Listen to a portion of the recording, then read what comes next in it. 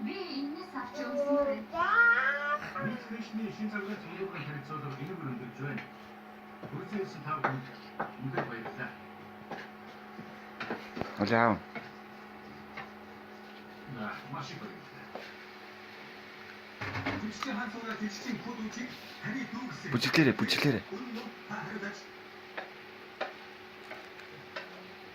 Микрофон синтезээр агрессив нэгж хэлсэн байна.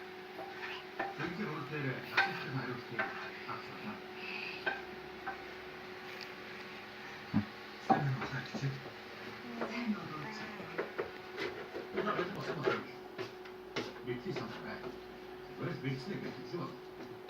Чи Америкийн сургууль руу явж жүжигчдийн сураад ажиллаж, өөрийн хүслээр биднээс тусгай болж байсан шүү.